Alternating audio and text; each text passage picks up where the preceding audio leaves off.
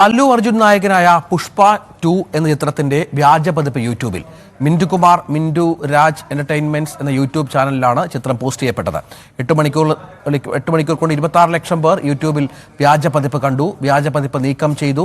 MS Harikrishnan ചേരുന്നു. ഹരികൃഷ്ണൻ, നേരത്തെ ഇതിന്റെ മറ്റു ചില പതിപ്പുകൾ പുറത്തു വന്നുവെന്ന പരാതി ഉണ്ടായിരുന്നു. ഇപ്പോൾ യൂട്യൂബിൽ തന്നെ ഈ പതിപ്പ് വരികയാണ്. എന്താണ് വിവരങ്ങൾ?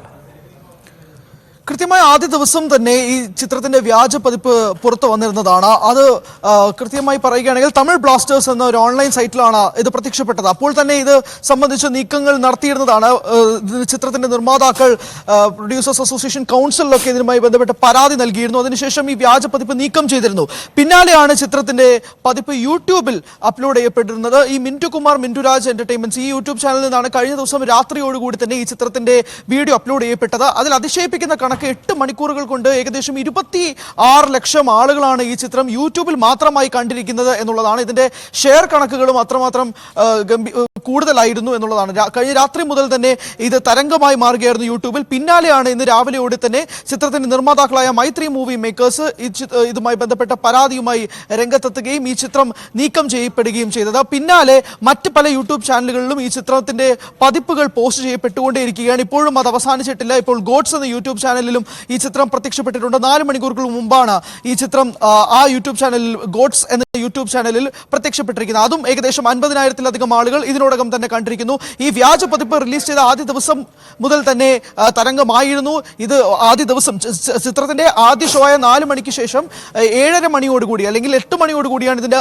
ആദ്യത്തെ വ്യാജ പതിപ്പ് പുറത്തു വരുന്നത്. അത് ഏകദേശം ബംഗളൂരു ഭാഗത്തു നിന്നാണെന്നാണ് പോലീസ് സ്ഥിരീകരിക്കുന്നത്. അതിന് പിന്നാലെ രാജ്യത്തൊട്ടാകെയുള്ള പല തിയേറ്ററുകളിൽ നിന്നും ഇതിന്റെ വ്യാജ പതിപ്പുകൾ പല തിയേറ്ററുകളിൽ നിന്നായി വരുന്നുണ്ടായിരുന്നു. ഇവിടെ പ്രത്യേകിച്ച് കേരളത്തിൽ നിന്നുകൊണ്ട് തന്നെ പല വമ്പൻ ബിഗ് ബഡ്ജറ്റ് ചിത്രങ്ങളുടെയും വ്യാജ പതിപ്പുകൾ റിലീസ് ചെയ്യപ്പെട്ടിട്ടുമുണ്ട്. അങ്ങനെ തിരുവനന്തപുരത്ത് ഏരീസ് പ്ലക്സ് തിയേറ്ററിൽ നിന്ന് 2 പേര് പിടികൂടുകയും ചെയ്തിട്ടുണ്ട്. പക്ഷേ ഇത് ഇന്ത്യ ഒട്ടാകെ തന്നെ ഇതുപോലൊരു ബിഗ് ബഡ്ജറ്റ് ചിത്രം, ഏകദേശം 400 കോടിയോളം ബഡ്ജറ്റിൽ ഒരുങ്ങുന്ന ചിത്രം, ഇപ്പോൾ അടുത്ത ദിവസത്തിൽ 1000 കോടി രൂപ വേൾഡ് വൈഡ് ആയിട്ട് കളക്ഷൻ ലഭിക്കാൻ പോകുന്ന ചിത്രത്തിന്റെ മേൽ ഇത്രയും വലിയൊരു അറ്റാക്ക് സംഭവിക്കുന്നു എന്നുള്ളത് കയ്യും കെട്ടി നോക്കി നിൽക്കാൻ ഇതിന്റെ നിർമ്മാതാക്കളായ മൈത്രി മൂവി മേക്കേഴ്സ് തയ്യാറാകുന്നില്ല. അതുകൊണ്ട് തന്നെയാണ് ചിത്രം റിലീസായ ആദ്യ ദിവസം മുതൽ തന്നെ ഈ വ്യാജ പതിപ്പ് തുടരെ സംഭവിച്ചിട്ട് പോലും ഇത് നീക്കം ചെയ്യാനുള്ള നടപടിക്രമങ്ങൾ പല കോണിൽ നിന്നായി നടക്കുന്നുമുണ്ട്.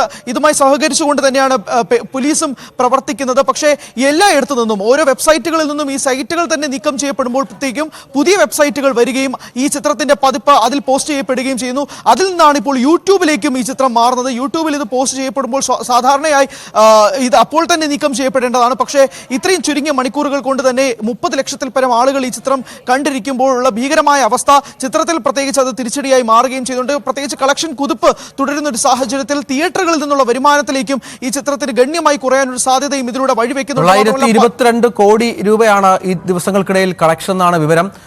മറ്റ് ഭാഷകളിലൊക്കെ, മലയാളത്തിൽ അല്പം ഒരു പുറകോട്ടാണെങ്കിൽ പോലും മറ്റ് ഭാഷകളിലൊക്കെ വലിയ ഹിറ്റാണ്. 1000 കോടി ഒരു പക്ഷേ ഇന്ന് വന്നേക്കുമെന്ന് പറയുന്ന ചിത്രത്തിന്റെ യൂട്യൂബ് പതിപ്പാണ് ഇപ്പോൾ പ്രശ്നമായിരിക്കുന്നത്.